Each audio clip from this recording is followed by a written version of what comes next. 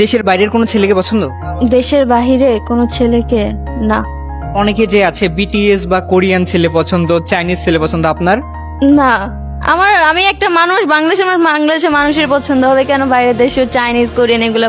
এখনকার মেয়েরা যে বিটিএস বলতে পাগল বা কোরিয়ান ছেলে দেখলে ফিদা, আমি এগুলো বুঝি না, এটা কেন এরকম করে? মানে তাদের রুচি সম্পর্কে কি বলবেন? দুর্ভিক্ষ, দুর্ভিক্ষ? পুরো দুর্ভিক্ষ। আচ্ছা, দুর্ভিক্ষ। তোর কাছে যাইবো তো না, তোরা কি লেগে তার মন প্রাণ দেওয়ালের মধ্যে RM সুগার বিয়ে এগুলো কেন লেখা রাখবে? তোদের সাথে কি বিয়ে হবে? তাহলে সেটা তো হওয়ার পসিবলই না। তাহলে কেন এই সমস্ত জিনিস? এদেরকে এক কথায় কি বলা যায়? ছাপড়ি। ছাপরি।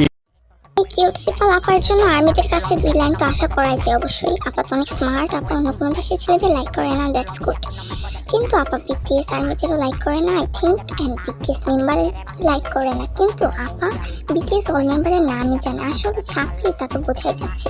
কেন ছাপড়ি? কারণ আপা বলেছে আমাদের নাকি দুর্ভিক্ষ চলে এসেছে, বিটিএস আর্মিদের নাকি দুর্ভিক্ষ চলে এসেছে। কিন্তু তা তো আমরা ইদানিং দেখতেই পাচ্ছি কারা পোশাক পরে ঘর থেকে বের হয়ে কট খাচ্ছে পার্কে, এখানে সেখানে।